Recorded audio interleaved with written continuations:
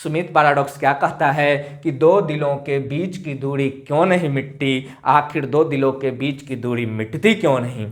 लेकिन मैं बता दूं, मैं इसका सॉल्यूशन भी देने वाला हूं कि दो दिलों के बीच की दूरी मिटानी है तो क्या करना होगा बाबू। तो उसके लिए आपको इनफाइनाइट बार प्रयास करना पड़ेगा। जैसे आपको इनफाइनाइट बार लिखना पड़ेगा उसके डीपी पर, nice DP, lovely DP, beautiful DP, gorgeous DP. यानी मैं सुमित आप सभी को फाइमेटिक्स ऑफिशियल्स पर फिर से स्वागत करता हूं। दोस्तों, आज हम शुरू करने वाले हैं कैलकुलस। जी हाँ दोस्तों, कैलकुलस आपके लिए एक नया वर्ड लग रहा होगा, क्योंकि जो बच्चे 9th 10th करके आ रहे होंगे उन बच्चों के लिए यह वर्ड पहली बार सुन रहे होंगे, या सुने भी होंगे तो उस पर गौर नहीं किए होंगे। तो आपको यह बता दूं कि जो कैलकुलस है वह इंटरमीडिएट मैथमेटिक्स है। इस कारण आपको 10th जो बेसिक होती है उसमें आपको नहीं पढ़ाया गया, और किस में पढ़ाया गया, इंटरमीडिएट में। यानी कहने का मतलब कि अगर आप चाहेंगे कि मैथ से हम आगे की ओर अपना स्टडी को जारी रखें तो आपको कैलकुलस पढ़ना होगा। तो कैलकुलस जो है वह इंटरमीडिएट ऑफ मैथमेटिक्स है, इंटरमीडिएट है। और जो आप पढ़ के आ रहे हैं 9th से अप टू 10th तक, वो क्या था आपका बेसिक मैथ था, जिसमें आपको ट्रिगोनोमेट्री पढ़ाया गया होगा और अलजेब्रा पढ़ाया गया होगा। दोस्तों, कैलकुलस नाम सुनते ही बच्चों में एक डर सा बन जाता है कि कैलकुलस, और कुछ बच्चों को शिकायत होती है कि कैलकुलस उनको समझ में नहीं आता।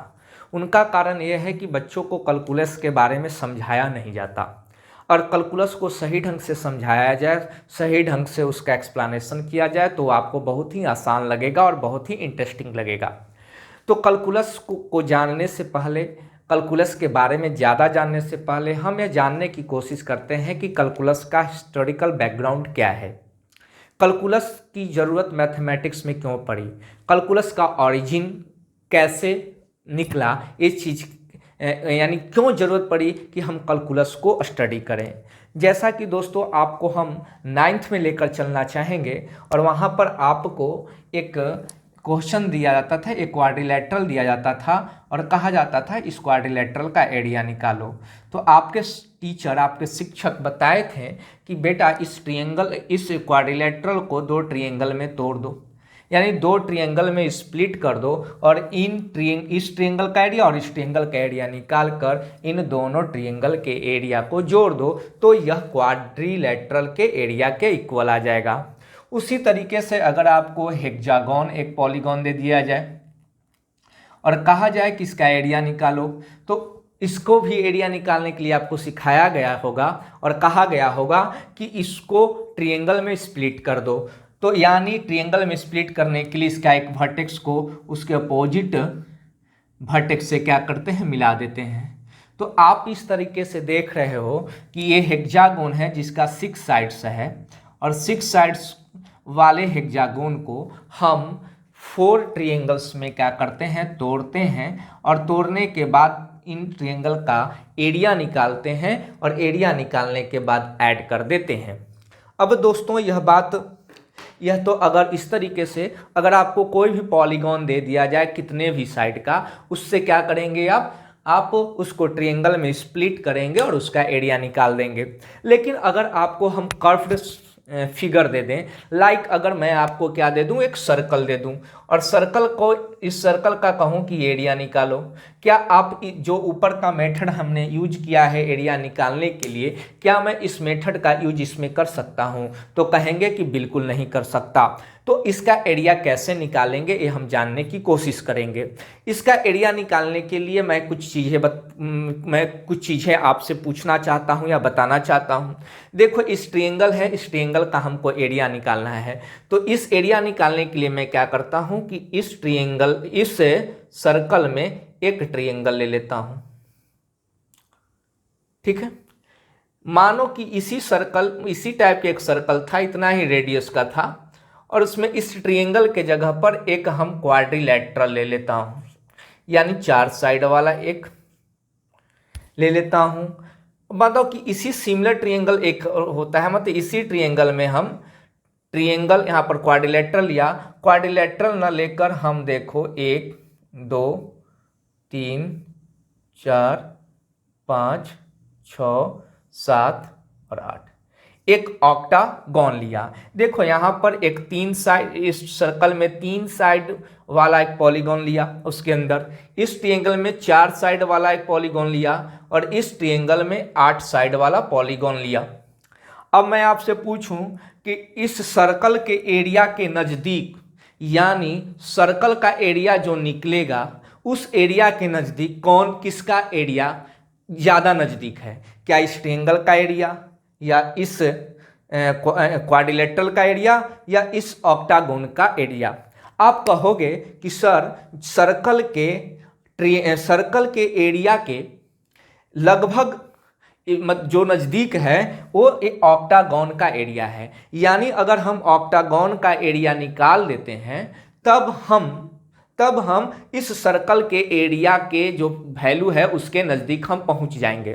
तो आप देख रहे हो कि जैसे जैसे नंबर ऑफ साइड हम बढ़ाते जा रहे हैं वैसे वैसे हम इस सर्कल के एरिया के जो वैल्यू आएगा उसके नज़दीक हम पहुंच रहे हैं। तो इस तरीके से हम कह सकते हैं बाबू कि इस सर्कल में हम एक इनफाइनाइट साइड का, कितना साइड का? इनफाइनाइट साइड का एक पॉलीगॉन लेते हैं। इसके अंदर जैसे ट्रायंगल लिया, क्वाड्रिलेटरल लिया, ऑक्टागोन लिया, उसी तरीके से इनफाइनाइट साइड का एक पॉलीगॉन लेते हैं।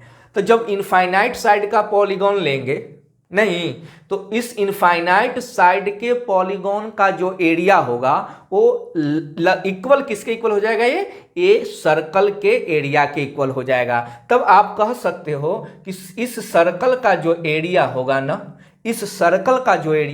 ना, वो लिमिट, एक चीज याद करो, limit of an infinite A N. सीखो, यहां पर मैं एक नोटेशन यूज किया। मैं कह रहा हूं कि ये जो सर्कल का एरिया है, किसका एरिया है? एरिया जो है सर्कल का, वो इक्वल टू होगा area of a polygon having side infinity. देखो limit n tends to infinity का मतलब ये हुआ कि जो पॉलीगॉन का जो साइड है ना वो इनफाइनाइट कर दिया और उसका जो एरिया आएगा वो सर्कल के एरिया के इक्वल आएगा। तो जो ये लिमिट, जो ये वर्ड आया है ना, एक नया चीज, यही जो है ना कैलकुलस का की कॉन्सेप्ट है। कैलकुलस का क्या है? यह की कॉन्सेप्ट है। इसके बारे में हम लोग चर्चा करेंगे। तब कह सकते हो कि जो एन इनफाइनाइट साइड का जो इनफाइनाइट साइड का जो पॉलीगन है उसका एरिया सर्कल के एरिया के इक्वल है। यानी ए एन, यानी देखो यहाँ पर एन, इस फिगर के लिए एन का वैल्यू क्या हो गया था? 3 हो गया था। इस वैल्यू के लिए इसमें एन का वैल्यू क्या हो गया था? यहाँ पर एन टेंस टू 4 होता, एन टेंस टू 8 होता, इसी तरह 8 टेंस टू इन्फिनिटी हो गया। तो इस तरीके से हम इस सर्कल का एरिया निकाल सकते हैं। तो चूंकि इस सर्कल के एरिया निकालने के लिए जो ग्रीक लोग थे ना, उन्होंने इस तरीके से यूज करके उन्होंने कहा कि इस सर्कल का जो एरिया है वो पाई आर स्क्वायर के क्या है? इक्वल है। यानी जिस ग्रीक के लोगों ने हमको इस एरिया दिया पाई आर स्क्वायर को, वो इस मेथड से ही निकालकर उसने एरिया दिया। एरिया क्या दिया? पाई आर स्क्वायर। जो मिला है वो किस मेथड को यूज करके? इसी मेथड को यूज करके उन्होंने निकाला है। और इस तरीके के मेथड को हम नाम देते हैं method of exhaustion, method of exhaustion. और इसी मेथड ऑफ एग्जॉशन का यूज, इसी मेथड ऑफ एग्जॉशन का जो बेसिक जो चीज़ है यही कैलकुलस का बेस चीज़ है। और अब हम इसको आगे समझने की कोशिश करते हैं। जैसे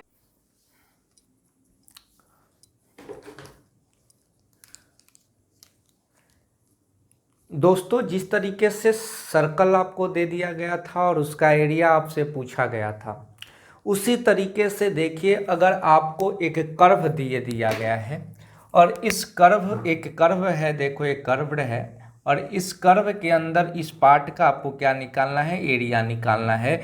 ऐसा क्वेश्चन में ऐसा दिया हुआ है। अगर मुझे इसका एरिया मालूम करना है तो उसके लिए मुझे क्या करना होगा? जैसे सर्कल का एरिया निकालना था तो मैं क्या किया था, ट्रायंगल डाला था। ट्रायंगल डालने के बाद क्या डाला था, ट्रायंगल डालने के बाद मैं उसमें क्वाड्रिलेटरल डाला था। इस तरीके से मैं साइड को इंक्रीज करके इन्फिनिटी साइड का एक पॉलीगॉन लिया था जो सर्कल के एरिया के एकदम में अप्रॉक्स था, यानी प्रिसाइज था।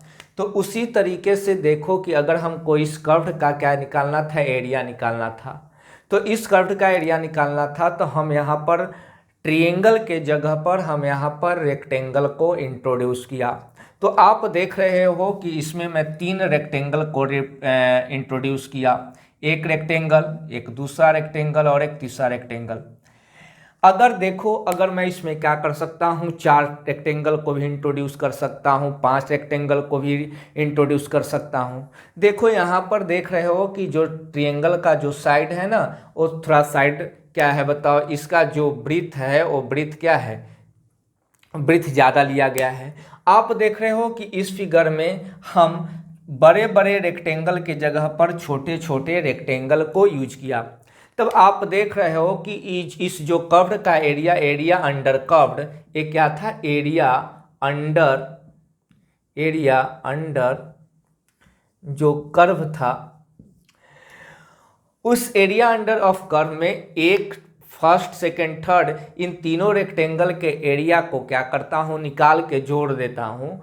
तब जोड़ने के बाद एरिया अंडर जो कर्व है और ये रेक्टेंगल के एरिया का जो सम है, और इस देखो इसमें बहुत सारे रेक्टेंगल हैं, इस रेक्टेंगल के एरिया को क्या करते हैं, सम निकालते हैं। तब देखते हैं कि एरिया अंडर कर्व के कर्व, एरिया अंडर कर्व का जो एरिया होगा उसके नज़दीक इसका एरिया न होकर इसका एरिया क्या होगा, मोर ज़्यादा होगा। यानी आप कह सकते हो कि अगर हम बड़े बड़े रेक्टेंगल के जगह पर अगर हम छोटे छोटे रेक्टेंगल यानी मोर रेक्टेंगल का यूज करेंगे, तब हमें एरिया अंडर कर्व्ड के नज़दीक का हमको एरिया निकलेगा, मतलब के नज़दीक का एरिया हमको ट्रायंगल के एरिया के सम के रूप में हमको मिलेगा।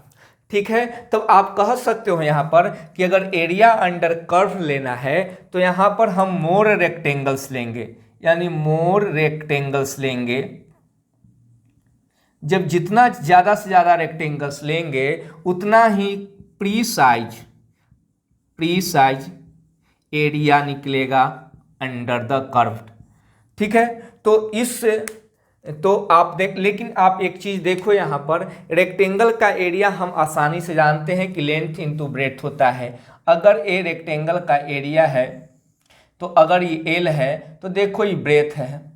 आप देख रहे हो कि अगर इसको भी हम छोटे छोटे रेक्टेंगल में तोड़ते हैं तो हर रेक्टेंगल का जो एरिया है, देखो एरिया, यानी देखो ये सब क्या है, सबका ब्रेथ क्या है, सेम है। लेकिन इस केस में देख रहे हो इस रेक्टेंगल का जो लेंथ है, देख रहे हो ये ब्रेथ है यह, यानी ये जो पार्ट है वो ब्रीथ, इसको अगर हम ब्रीथ मानेंगे तो ब्रीथ एल क्या कर रहा है, ब्रीथ वैरी कर रहा है, इसका ब्रीथ क्या कर रहा है, वैरी कर रहा है।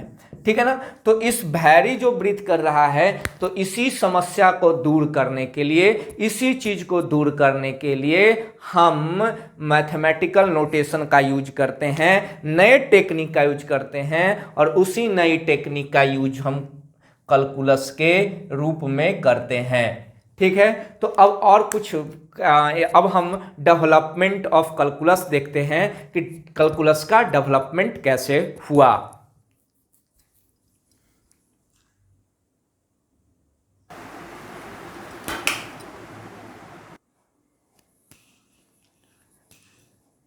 तो उसी नोटेशन को यूज करने के लिए 3 साइंटिस्ट 7th सेंचुरीज में, ऐसा कहा जाता है कि जो 7th सेंचुरी है ना, मैथमेटिक्स के लिए वरदान है। वरदान इस कारण है क्योंकि यहाँ पर 3 साइंटिस्ट आते हैं और ये जो तीनों साइंटिस्ट हैं वो कैलकुलस के डेवलपमेंट में बहुत बड़ा योगदान देते हैं। उनमें से पहला आते हैं पियरी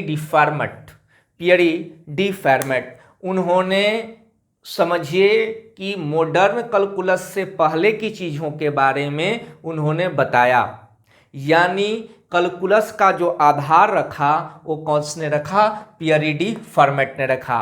फिर आपके पास आते हैं आइजैक न्यूटन और गॉटरफील्ड लेबनिज। इनको एक कहा जाता है कि ये दोनों मॉडर्न कैलकुलस के देवता हैं, यानी इन्होंने मॉडर्न कैलकुलस को यूज किया, मॉडर्न कैलकुलस को लाया। और जो हम आजकल मॉडर्न कैलकुलस में जो भी आजकल सिंबल यूज करते हैं वो किसका सिंबल यूज करते हैं, तो गॉटरफील्ड लेबनिज के ही सिंबल को यूज करते हैं। जैसा आपको ये इन्फिनिटी देखते होंगे, डी बाई डी एक्स देखते होंगे, डेल बाई डेल एक्स देखते होंगे, ये जो सारे चीजें हैं ना, ये गॉटरफील्ड लेबनिज के नोटेशन हैं, उन्होंने ही सारे इस नोटेशन को बताया। जहां तक बात आती है आइजैक न्यूटन की, तो आइजैक न्यूटन को कैलकुलस की जरूरत पड़ी, क्योंकि देखिए आइजैक न्यूटन मेनली जो क्या थे, फिजिसिस्ट थे। फिजिक्स के में उन्होंने बहुत ही फेमस इक्वेशन दिया है, लॉज ऑफ मोशन दिया है। तो उन्होंने आइजैक न्यूटन ने जब लॉज ऑफ मोशन दे रहे थे, यानी या जब वो सेलेस्टियल बॉडी के, कौन, सेलेस्टियल बॉडी के यानी ग्रेविटेशनल का जब स्टडी कर रहे थे, ग्रेविटेशनल के बारे में जब वो रिसर्च कर रहे थे, तब उनको जरूरत पड़ा कैलकुलस के यूज का। अब देखते हैं कि उनको कैलकुलस का यूज का जरूरत कैसे पड़ा।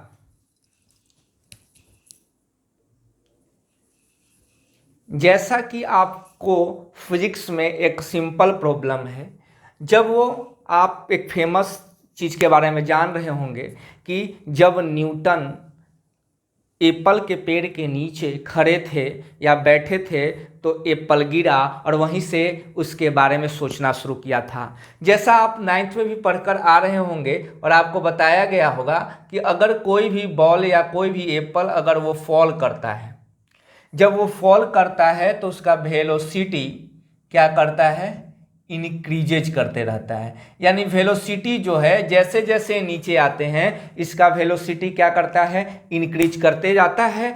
कब तक इंक्रीज करते रहता है, जब तक यह अर्थ को क्या करते हैं, हिट नहीं करते हैं।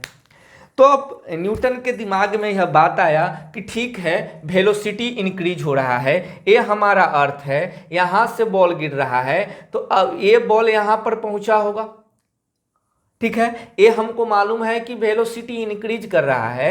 अब लेकिन हमको अब यह जानना है कि ये जो इस पॉइंट पर इस बॉल का या इस एप्पल का वेलोसिटी क्या है, हमको ये जानना है नहीं।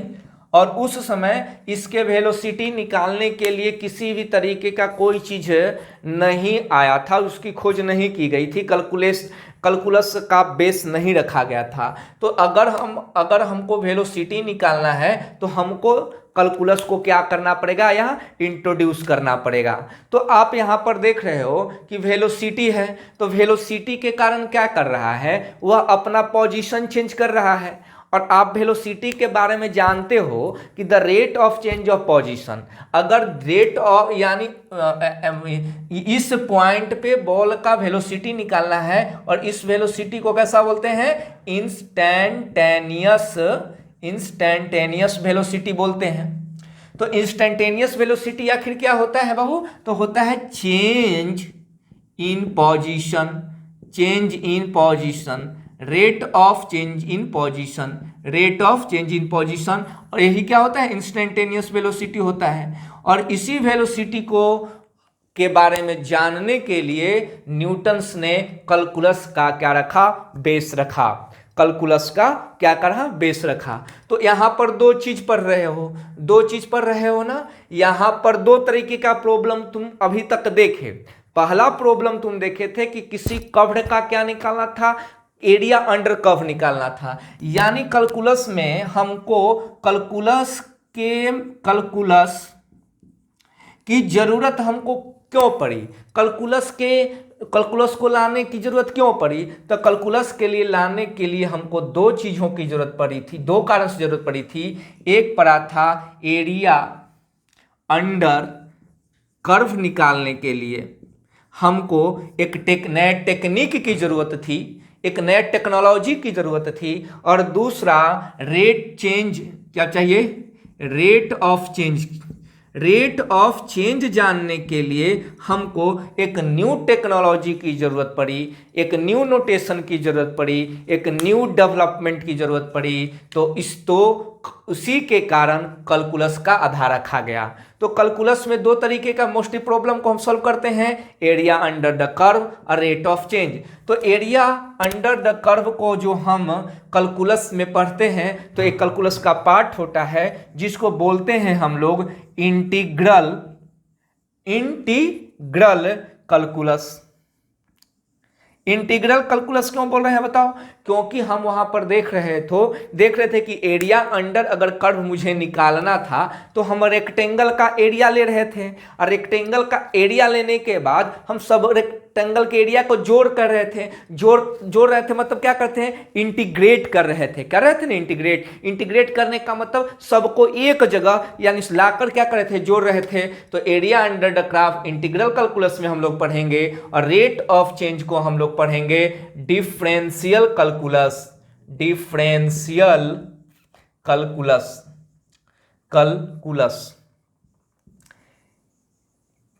तो डिफरेंशियल कैलकुलस हो या इंटीग्रल कैलकुलस हो, किसी भी टाइप का कैलकुलस क्यों ना हो, यहां पर दो मेन आइडियाज हम डेवलप किए।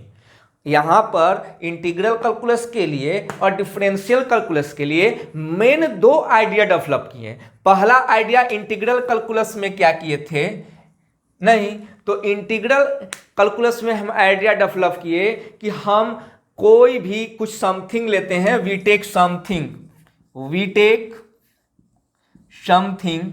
That is infinitely, we take something that is infinitely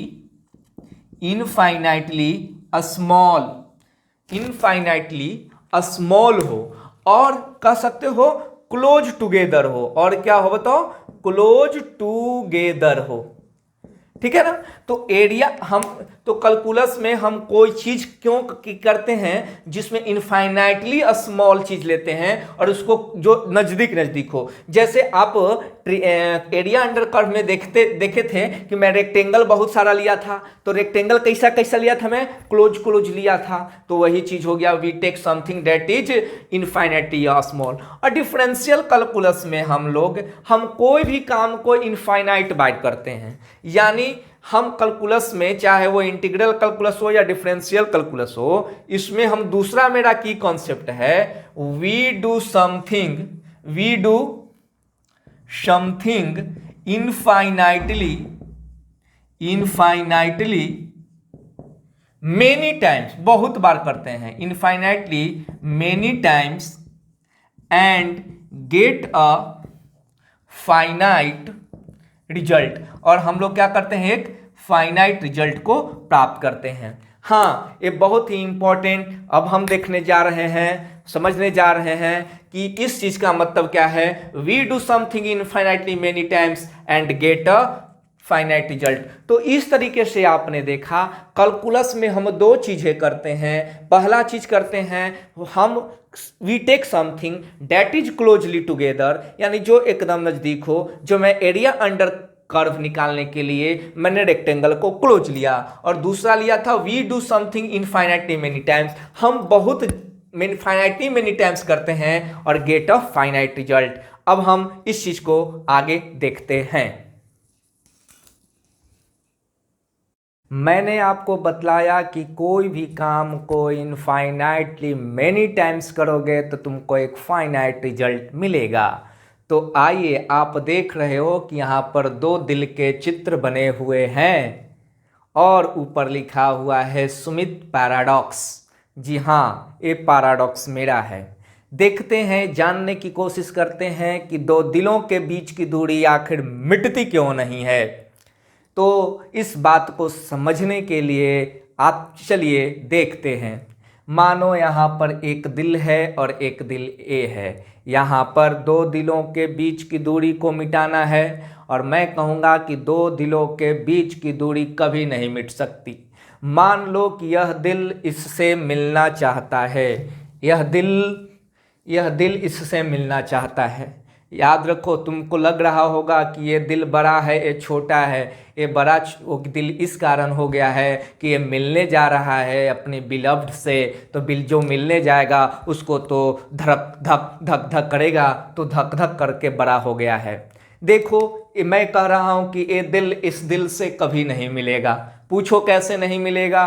तो बताओ, ये दिल इससे मिलना व चलना शुरू किया। मानो इन दोनों के बीच, दो दिलों के बीच की दूरी क्या है? डी है। दो दिलों के बीच की दूरी डी है, और यह दिल इससे मिलने गया। कुछ समय बाद, कुछ समय आया होगा कि जो यह डी का आधा डिस्टेंस कवर किया, और आधा डिस्टेंस क्या हो गया? कवर करना बाकी रह गया। समझ में आ रही है बात? ये चलना शुरू किया, कुछ समय बाद उसने आधा डिस्टेंस कवर किया, तो कितना बचा रह गया? आधा बचा हुआ रह गया। कुछ समय बाद फिर वह चलना शुरू किया, तो यह आधा बचे हुए में से आधा डिस्टेंस तक पहुंचा ना, तो आधा डिस्टेंस कवर किया, तो कितना बचा हुआ?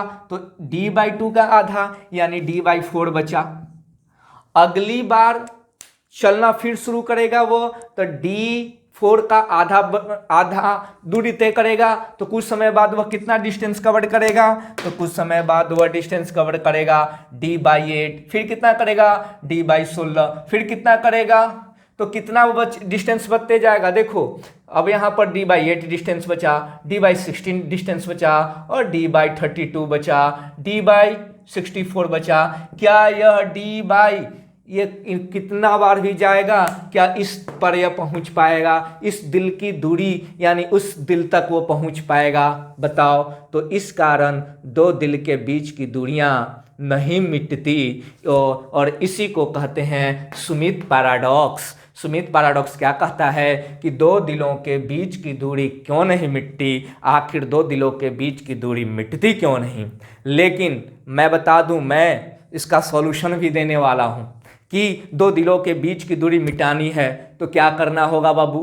तो उसके लिए आपको इनफाइनाइट बार प्रयास करना पड़ेगा। जैसे आपको इनफाइनाइट बार लिखना पड़ेगा उसके डीपी पर, nice DP, lovely DP, beautiful DP, gorgeous DP, यानी उस पर लगातार इनफाइनाइट बार प्रयास करते रहो। जब आप इनफाइनाइट बार प्रयास करोगे तो इस दिल का दिल कभी ज़रूर पिघलेगा, और इस दिल का दिल पिघलने के बाद पिघलेगा और दोनों के बीच का क्या हो जाएगा? मिलन हो जाएगा।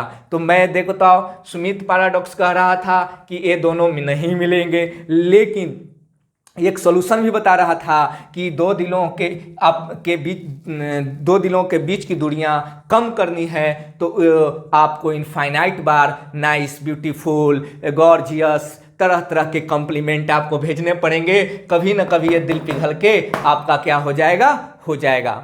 और दूसरा एक चीज और मैं बता दूं, ये स्मिथ पैराडॉक्स का दूसरा सॉल्यूशन बता दूं। कुछ आप ऐसा काम करो कि ये भी आपसे मिलने को आतुर हो जाए। दो दिल है, दो दिलों के बीच की दूरी है, और ये भी आपसे मिलने को क्या हो जाए? आतुर हो जाए, एकदम बेचैन हो जाए। तो ये इधर से चलना शुरू करेंगे। देखो, लेकिन अब ये इधर से चलना शुरू करेंगे और ये आपकी जो बिलव्ड हैं इधर से चलना शुरू करेंगे।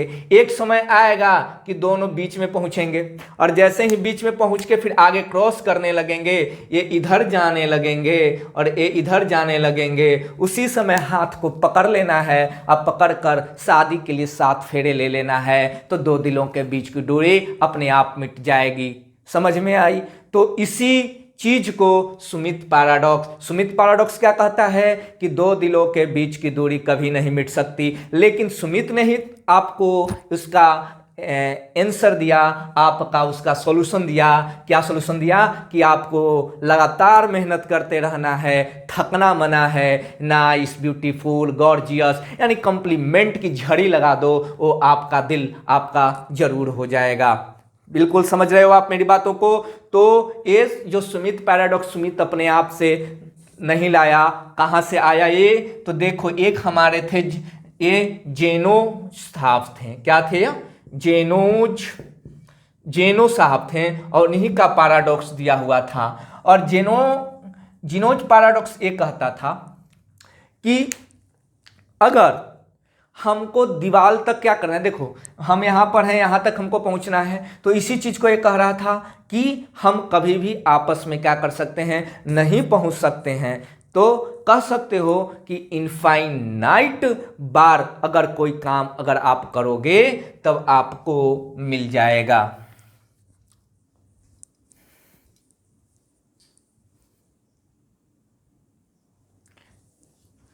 आपको की आइडिया समझ में आ रहा है कि अगर हम कोई भी काम इनफाइनाइटली मेनी टाइम्स करेंगे तो मुझे एक क्या मिलेगा, एक फाइनाइट रिजल्ट मिलेगा। और इसी चीज़ को हमने कैलकुलस में पढ़ा था।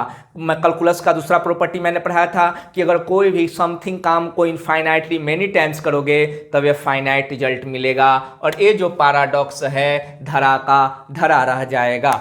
ठीक है, तो इसी तरीके से अब देखो आप मैथ में देखते हो एक और सीरीज होता है जिसमें आपका नाम होता है 1 + 1 अपॉन 2 फैक्टोरियल 1 फैक्टोरियल 1 + 3 फैक्टोरियल, इस तरीके से 1 अपॉन 4 फैक्टोरियल ये बढ़ते जाता है।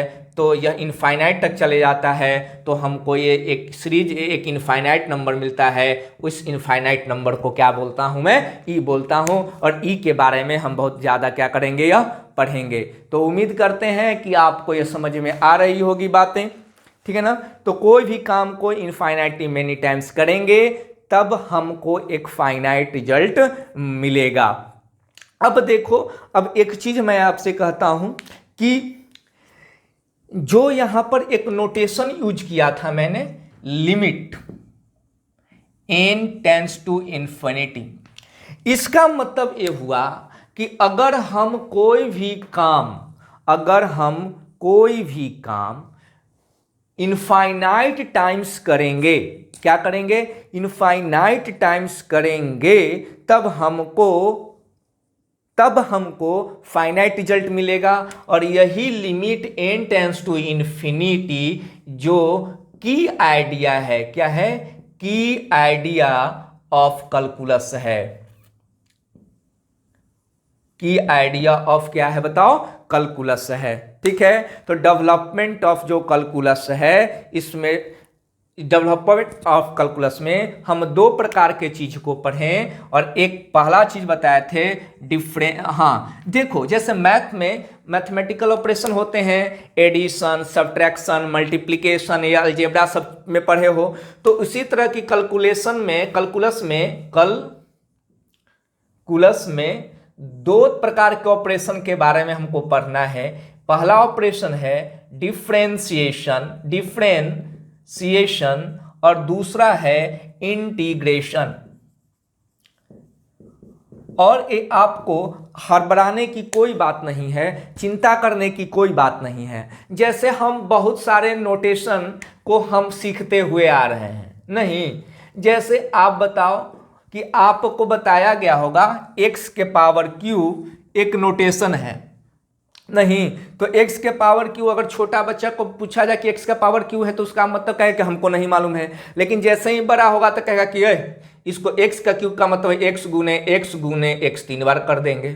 उसी तरह एक और नोटेशन आप लॉगरिथम नोटेशन आपको मिला होगा और कहा गया होगा कि log 10 बेस 200, तब आप उसका वैल्यू क्या कहते थे कि इसका वैल्यू क्या है, 2 है। तो सीखो, ये नोटेशन आपने सीख लिया, लॉग के बारे में जान गया, आपने एक्सपोनेंट के बारे में जान गया, तो उसी तरीके से हड़बड़ाने की कोई बात नहीं है। डिफरेंशिएशन और इंटीग्रेशन नोटेशन भी हम जानेंगे। तो नेक्स्ट वीडियो में आपसे हम मिलेंगे तो वहां पर व्हाट इज डिफरेंशियल कैलकुलस और व्हाट इज इंटीग्रल कैलकुलस, इसका मीनिंग क्या है यह जानने की कोशिश करेंगे। तब तक के लिए अलविदा, मिलते हैं एक छोटी मीठी खट्टी मीठी डिलीशियस ब्रेक के बाद। जय हिंद, जय भारत।